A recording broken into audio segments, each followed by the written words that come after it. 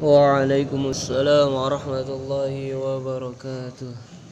Alhamdulillahilladzi qad ja'ala al-iman Islam khassan syai'an sayyidina Muhammadin khairil anam wa as'aluhu as-salamata min al-maqam wal wafat 'ala al-iman.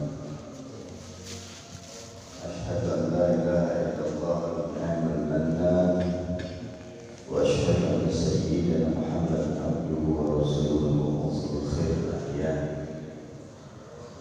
Sallallahu wasallam ala sayyidina Muhammad wa ala alihi wa ashabihi ajma'in, amma ba'd. Faqad qala ta'ala fi kitabihil karim, a'udzu billahi minasy syaithanir rajim. Bismillahirrahmanirrahim. Wal 'asri innal insana lafi khusr illa alladziina aamanu wa 'amilus shalihaati wa tawassaw bil haqqi wa tawassaw bis sabr.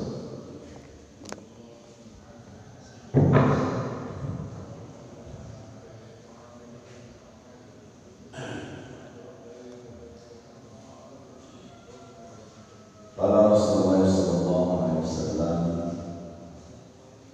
kullu bani Adam khata'un wa khairul khata'un at-tawwabin. Qala aidan al-insan mahal khata' wal isyan. Sadaqallahu wa sadaqa rasulullah al-habibul karim wa nahnu dzalika al-syahidin. Alhamdulillahi rabbil Alamin. Lagi-lagi mari bersama kita memanjatkan puji serta syukur terhadap Allah Subhanahu wa taala yang telah memberikan kepada kita nikmat yang begitu banyak. Terutama adalah nikmat teristimewa, yaitu nikmat iman, nikmat Islam, nikmat ihsan, nikmat istiqamah, diiringi dengan nikmat kesempatan yang diperuntukkan untuk selalu memperbaiki diri dan memperbaiki amal ibadah, sehingga amal ibadah yang kita lakukan bukan hanya sekedar rutinitas, tetapi benar-benar mendapatkan pahala dan ridho dari Allah Subhanahu wa taala. Mudah-mudahan apa yang kita lakukan betul-betul mendapatkan pahala dan ridho dari Allah Subhanahu wa taala. Amin.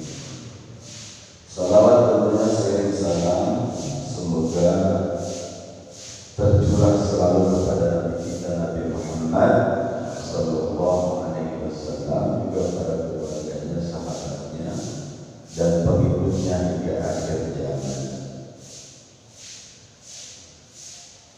Hadirin jamaah yang dimuliakan Allah Subhanahu wa taala.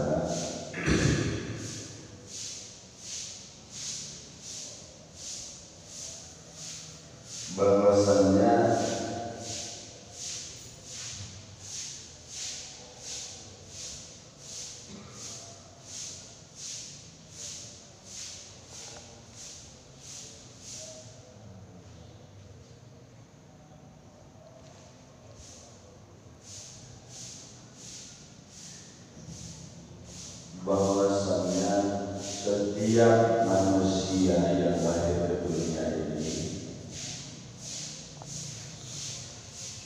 diberikan oleh Allah sifat yang namanya lupa, juga diberikan sifat khilaf.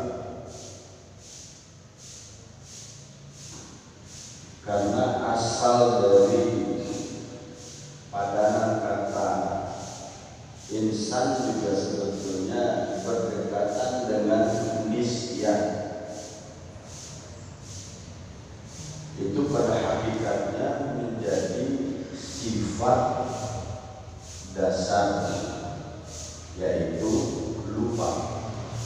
Dan kalau lupa itu cenderung banyak melakukan kesalahan.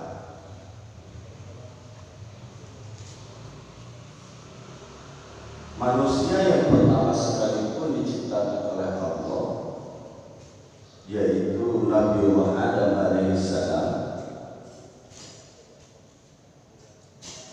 tidak luput dari yang namanya sifat lupa. Maka oleh karenanya, jadilah kita semua sebagai anak keturunannya berada di bumi ini yang asalnya di dalam surganya Allah Subhanahu wa Ta'ala,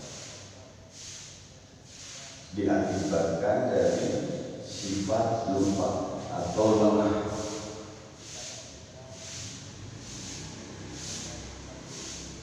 Akibat dari sifat lupa ini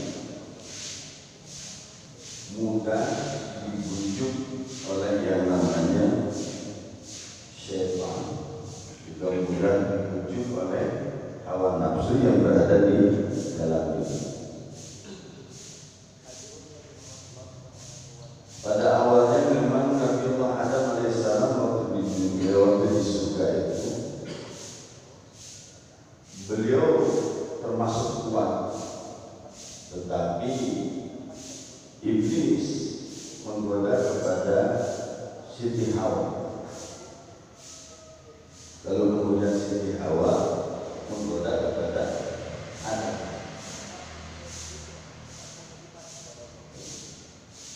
Kenapa Adam digoda? Kalau tidak digoda, kita semua ada di sana. Itu akibat dari kedengkian daripada iblis laknatullah alaih. Bahasa kita nama kata iblis, aku ini sudah beribadah 7.000 tahun baru bisa menjadi kaki di surga. Sementara Adam yang baru kemarin udah ke ujung-ujung ada di dalam surga. Jadi karena kedengkiannya iblis, sehingga diperintahkan oleh Allah Subhanahu wa Ta'ala untuk bersujud, iblis tetap tidak mau sujud kepada Adam alaihissalam. Lantas dikarenakan tidak mau sujud, iblis dilaknat oleh Allah, kemudian menggelincirkan Nabi Adam alaihissalam dari surga ke bumi. Nah, hadirin jemaah yang dimuliakan Allah Subhanahu wa Ta'ala,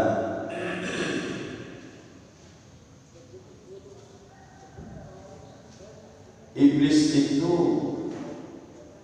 dimurkai oleh Allah Subhanahu wa Ta'ala akibat dari sifat-sifat yang ada di dalam dirinya. Sifat pertama yang iblis punya itu, dia melakukan dosa tetapi tidak merasa. Jadi iblis itu melakukan dosa tapi tidak merasa. Lalu kemudian sifat iblis yang kedua adalah dia tidak mau bertobat kepada Allah Subhanahu wa Ta'ala sekalipun dia melakukan dosa. Jadi keengganan untuk bertobat ini adalah sifat iblis. Kemudian sifat yang ketiganya adalah berputus asa dari rahmat Allah. Ini dalam kitab Nasaihul Iman. Jadi berputus asa dari rahmat Allah Subhanahu wa Ta'ala. Berbeda dengan Nabi Adam alaihissalam. Begitu beliau dikeluarkan dari surga, yang pertama beliau lakukan adalah menyesal menyesali perbuatan dosa. Setelah menyesali perbuatan dosa, beliau pun kemudian banyak menangis. Setelah banyak menangis, beliau bertobat kepada Allah Subhanahu wa taala dan tidak berputus asa dari rahmat Allah Subhanahu wa taala. Maka ini menjadikan Nabiullah Adam alaihissalam menjadi manusia yang bertobat. Terkenal di dalam doanya, Rabbana dzalamna anfusana wa illam taghfir lana wa tarhamna lanakunanna minal khasirin. Nah, manusia yang paling celaka adalah manusia yang hampir sifatnya mirip-mirip dengan iblis. Dia melakukan dosa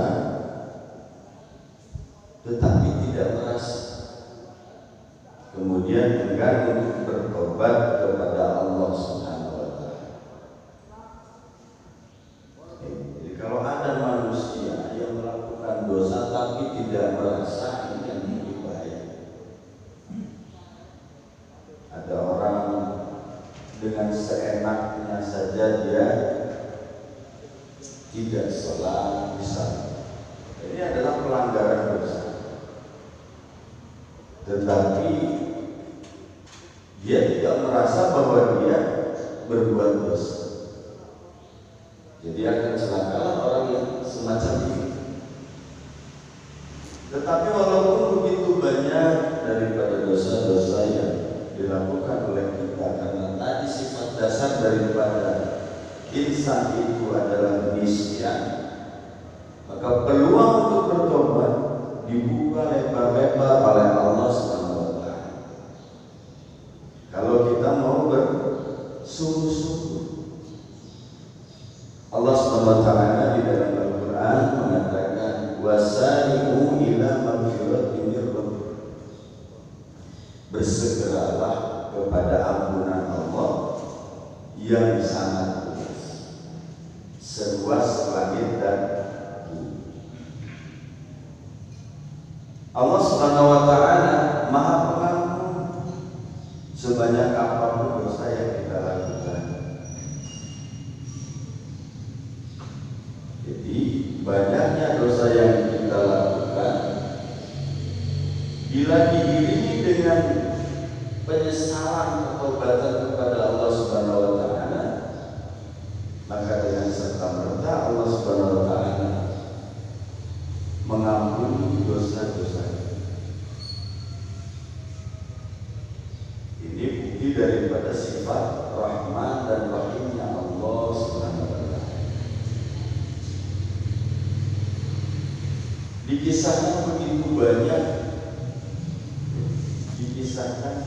banyak dari orang-orang saleh yang dulunya melakukan kesalahan-kesalahan tetapi pada akhirnya mendapatkan husnul khatimah. Dan husnul khatimah ini adalah diraih dengan cara bertobat kepada Allah Subhanahu wa taala.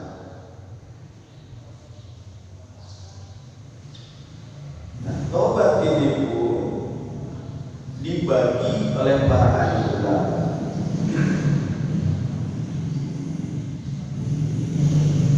Ada tobat pertama adalah melakukan apa yang dilarang oleh Allah. Bertobat dari apa yang dilarang oleh Allah dikerjakan oleh kita. Jadi larangan Allah dikerjakan, kemudian kita bertobat daripada larangan yang dikerjakan. Kemudian ada tobat yang dari meninggalkan yang diperintah oleh Allah. Kalau bertobat dari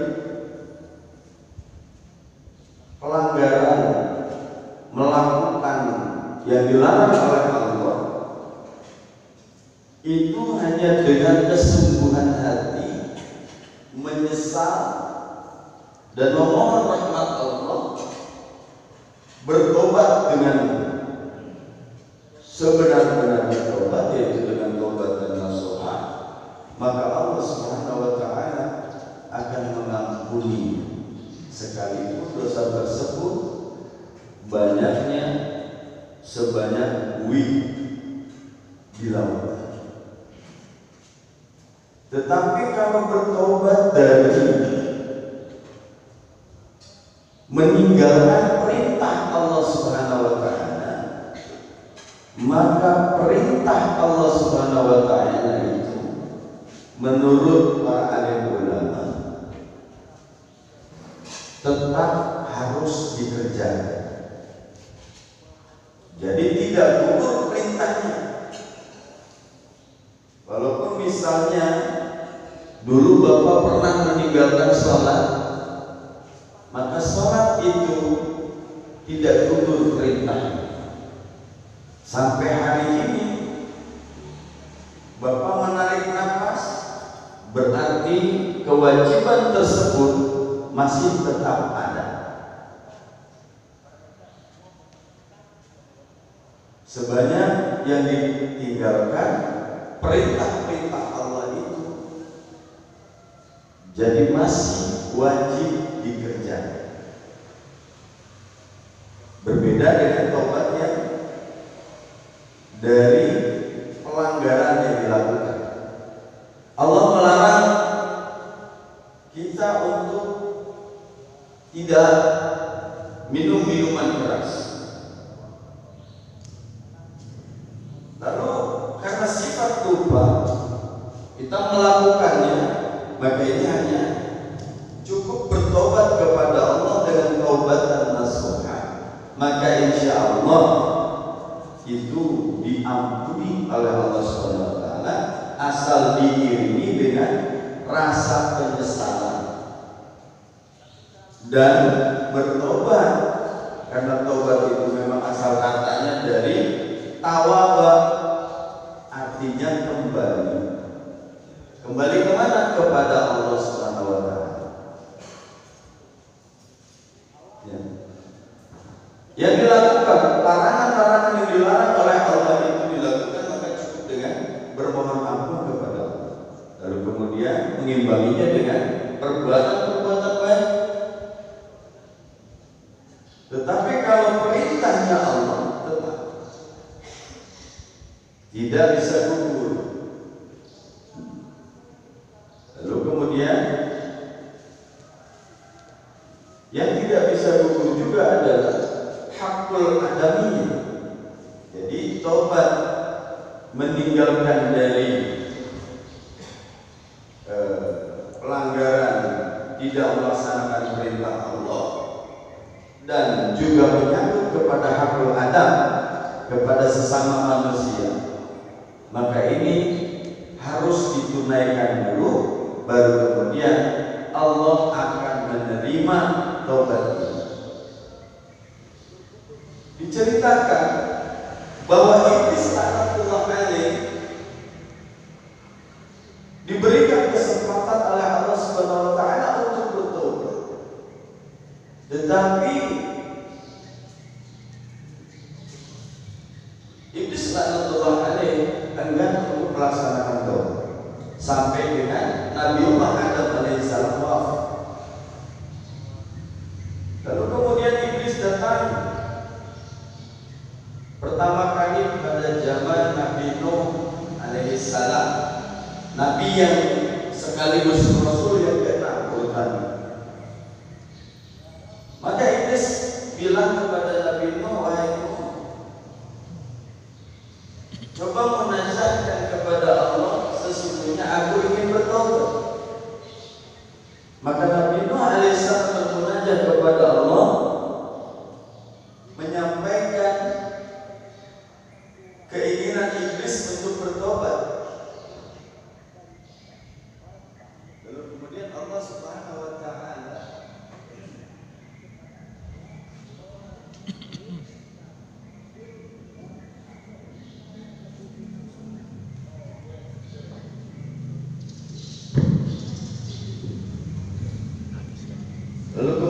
Allah Subhanahu wa taala memberikan syarat kepada iblis laknatullah alaih, dipersilahkan kamu bertobat oleh Allah Subhanahu wa taala dengan syarat melaksanakan yang dahulu diperintah oleh Allah Subhanahu wa taala. Apa perintahnya? La tasjudu li Adam, disuruhnya sujud kepada Adam. Karena dalam Al-Quran dikatakan fasajadu, yang tidak mau sujud itu illa iblis, kecuali adalah iblis. Seluruh malaikat sujud, tetapi iblis laknatullah alaih tidak mau sujud. Maka Allah Subhanahu wa taala mengatakan akan diperkenankan tobatnya iblis asalkan dia mau bersujud kepada Nabiullah Adam alaihissalam. Tetapi iblis tetap enggak. Lalu kemudian datanglah iblis kepada para nabi berikutnya, sampai datang kepada Nabiullah Musa alaihissalam, sampai datang kepada Nabiullah Daud alaihissalam, datang kepada rasul-rasul yang berikutnya, sampailah kepada Nabi Isa alaihissalam. Nabi Musa juga sama memunajahkan kepada Allah.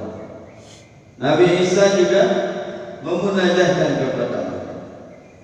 Kalimat yang diterima oleh mereka tetap sama, yaitu akan diterima tobatnya iblis kalau dia mau melaksanakan perintah yang dulu Allah Subhanahu wa taala pernah perintahkan kepadanya, yaitu bersujud kepada Adam. Sekalipun Nabi Allah Adam sudah wafat, Allah Subhanahu wa taala katakan sujudlah di kuburannya Nabi Allah Adam, maka serta-merta tobatnya akan diterima.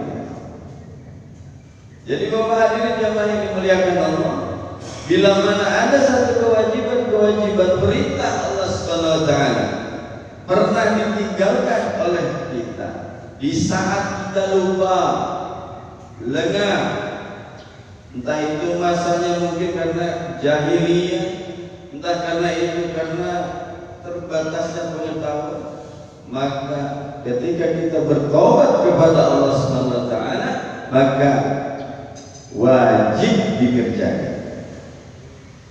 Dulu Bapak misalnya pernah nggak puasa, dulu misalnya ya, ada yang pernah nggak puasa, lagi kecil, ada yang lagi kecil nggak puasa, mungkin kecil mah enggak gitu ya. Ada yang lagi remaja nggak puasa mah banyak kan biasanya ya, kecuali orang-orang yang dipilih lah itu ya. Apalagi yang dulunya sekolah mah dari rumah mah dibilang puasa, sampai sekolah mah ketemu teman-temannya nongkrongnya pada di kantin, begitu pulang digecek bibirnya biar kering, padahal tadi udah minum es segala macam. Begitu pulang ikut juga dia buka, sahur ikut sahur, buka ikut buka, padahal mah nggak puasa. Entah itu karena terpengaruh apa, pernah nggak puasa, atau mungkin Bapak nggak nakal. Bapak mah nggak nakal, cuma temannya Bapak mungkin nakal, jadi Bapak kayak ikutan gitu ya. Atau mungkin ada yang pernah nggak puasa karena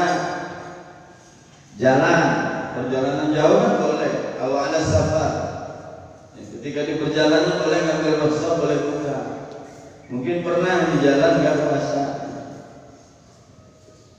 Ada juga mungkin karena uzur, sakit. Sakit juga bisa nggak puasa. Tapi sakit yang dibolehkan untuk tidak berpuasa, bukan sembarang sakit. Kalau baru sakit paru ya tetap wajib. Karena perintah Allah ini hukumnya fardu. Hukum fardu ini juga masih dibagi banyak. Jadi kalau dulu Bapak pernah tidak puasa dikarenakan kenakalan Bapak, lalu kemudian saat ini bertobat kepada Allah Subhanahu wa taala, maka tobat itu harus dikerjakan perintahnya. Harus Bapak berpuasa. Jadi menurut Imam Zarkasi mengatakan bahwa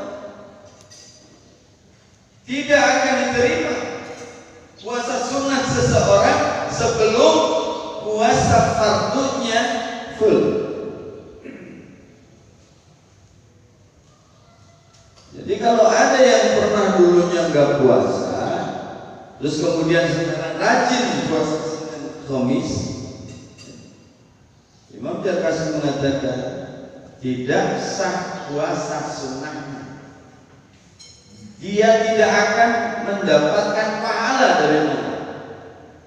Jadi hanya kesia-siaan saja.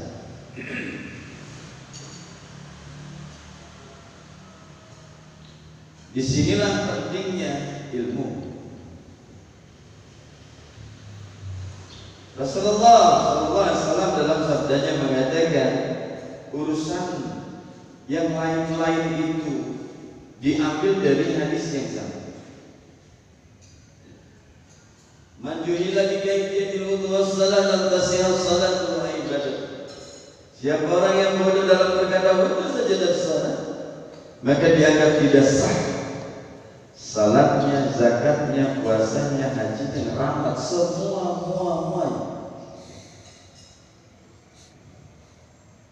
Maka bila mana ada di antara kita yang dulu pernah tidak puasa, maka lakukan setiap kesempatan hari-hari sunnah itu menjadi puasa qadha Ramadan.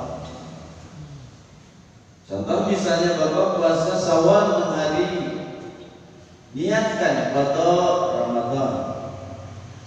Puasa Dzulhijjah 9 hari, niatkan qadha Ramadan. Kemarin Muharram 10 hari, niatkan Ramadan qadha Ramadan. Atau di Ayyamil Bid, di pertengahan bulan Bapak niatkan qadha Ramadan.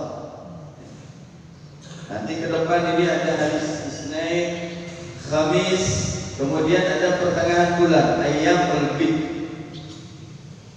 Niatkan qadha Ramadan di hari-hari sunnah itu dengan harapan qadha Ramadannya dapat. Lalu kemudian kemuliaan sunnahnya kita juga dapat. Ini baru Ramadan. Tapi kalau kata Ramadannya karena uzur, maka ulama sepakat mu'tamad fafidyatun, bayar fidyah.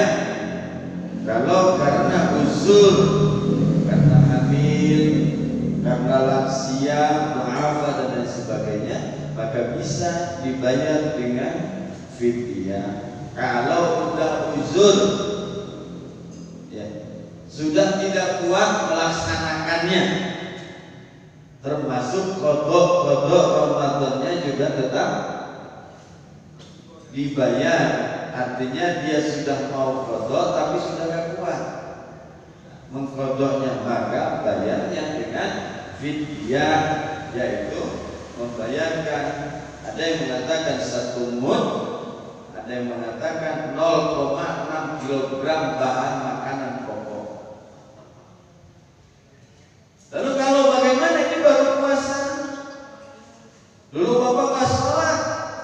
Misalnya sering sholat subuh kesiangan, misal dulu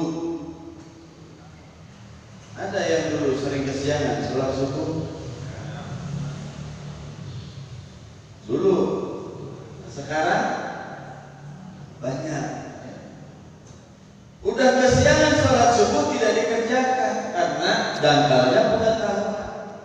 Udah siang ini nggak ngerjain, padahal mah harusnya terus dikerjain. Gimana udah jam 10 pagi? Ya kalau malu sama cicak, ya di ruangan yang lebih gelap. Kalau malu mah, padahal mah gelap juga di situ. Di luar mah tetap aja terang. Jadi kalau dulu Bapak pernah meninggalkan sholat subuh, lakukan qadanya sekarang. Ya. Sepakat 4 mazhab, Imam Hanafi, Imam Malik,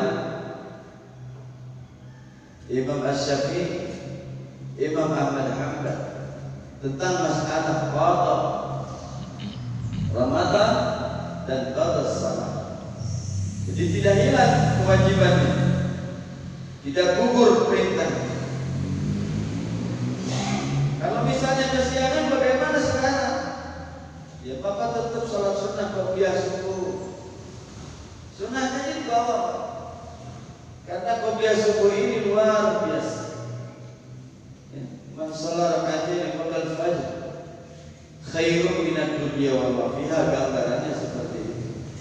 Jadi tetap laksanakan sholat sunnah qobliyah subuh, lalu kemudian Bapak qomat sendiri. Kalau yang hari ini misalnya hari ini Bapak bangun jam 10, salat sunnah qobliyah subuh, lalu kemudian qomat salat subuh, tapi niatnya tetap adaan. Nah, kalau yang dulu-dulu, misalnya hari kemarin atau 1 pekan yang lalu, 1 bulan yang lalu, atau 1 tahun yang lalu, atau 1 abad yang lalu, Bapak sekarang masih hidup, lakukan qadanya. Ya.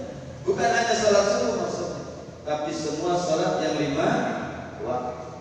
Hanya saja di belakangnya diubah dari adaan menjadi qadaan. Dan itu harus dibayar sama Bapak sebelum Bapak sesuai dengan iklan apa itu?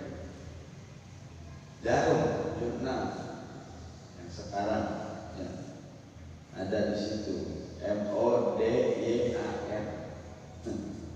Jadi sebelum kalimat itu datang, Bapak masih tetap punya kewajiban. Dan itu baru kepada Allah. Ada yang kepada manusia namanya hakul adam.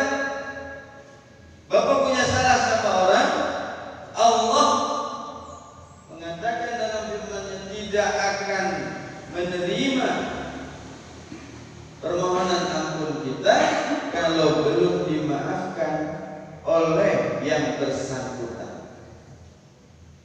Misalnya Bapak pernah iseng dulu, ya, iseng bukan nakal.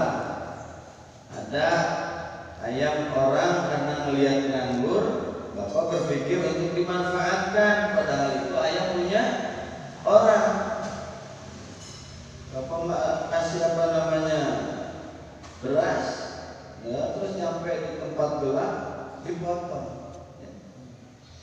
Ini kalau begitu dimakan namanya. Ini kalau diambil dijual. Nah ini juga butuh pertobatan khusus kepada manusia. Pernah diceritakan Syekh Hasan Al-Basri cuma gara-gara 1 kurma. Wali Allah yang sudah terkenal di langit, lalu kemudian beliau melaksanakan salat di Masjidil Aqsa karena sudah basirah mukasyafahnya sudah tinggi, mendengarlah makhluk-makhluk yang sedang berbicara, entah dari golongan jin atau entah dari golongan yang lain. Itu ngobrol, wah ini namanya Hasan Al-Basri. Oh iya, kata temannya. Ini wali Allah yang terkenal itu. Iya, tapi dulu, sekarang udah enggak. Ini kan doanya makbul. Dulu, sekarang enggak. Kenapa? Apaan? Wali sih makan korma satu biji kagak izin. Ngedengar begitu si Hasan Basri masih ngedengerin, dia juga lupa kapan dengerin aja itu makhluk ngobrol. Dulu lagi dia ke Mekah beli kurma di depan masjid Al-Haram, ditimbang, kemudian ada yang jatuh satu, diambil, enggak ngomong lagi, dimakan. Singkat ceritanya bapak ini gara-gara satu kurma, kemudian Syekh Hasan Basri dari Masjidil Aqsa berangkat ke Mekah mau minta dihalalkan. Apa daya nyampe di Mekah ternyata orangnya sudah meninggal. Lalu kemudian beliau bertanya, mana ahli warisnya? Dibilang, Pak, saya ahli warisnya, kata anak yang di situ juga. Oh, saya mau minta ini, katanya dihalalkan satu. Oh bapak, mohon maaf, kalau saya secara pribadi mudah langsung bilang ya halal. Tapi bapak saya punya anak 9 dari 4 istri. Silakan bapak datangi satu persatu, minta halal kepada mereka. Kalau saya sudah ya halal. Kemudian Hasan Al-Basri minta tahu di mana alamatnya. Yang satu ada di Yaman, yang satu ada di Yordan, yang satu ada di Irak, di Basrah, yang satu ada di Palestina, yang satu lagi ada di Madinah. Jadi jaraknya Imam Hasan Al-Basri cuma mau menghalalkan satu butir kurma butuh waktu 18 tahun. Cuma gara-gara satu butir kurma. Satu kaul artinya yang meriwayatkan yang berbeda. Syekh Hasan Basri ini keliling lebih ringan, yaitu 10 tahun. Tapi 10 tahun juga tetap aja waktunya lama. Nah sekarang tanyain sama diri bapak, sudah berapa kali dulu lagi muda darmaji? Tahu bapak darmaji? Apa darmaji? Biasanya apa yang dimakan? Kan gak mungkin kelapa. Ya. Yang sulit mungkin sekarang bapak ingat lokasi dan pemilik.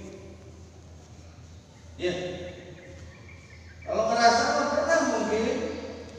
Ya walaupun mungkin tidak darmaji berupa bakwan atau gehu gitu. Kalau dulu makan gehu ya Pak. Kalau sekarang mah tahu isi. Dulu mah gehu, tahu. Itu saya tahu. Tahu dong. Ya, saya mah nggak pernah darmaji, cuma pernah makan lupa pulang berbayar gitu. Lupa. Tadi judulnya kan di depan, insan dekat ke nisyan.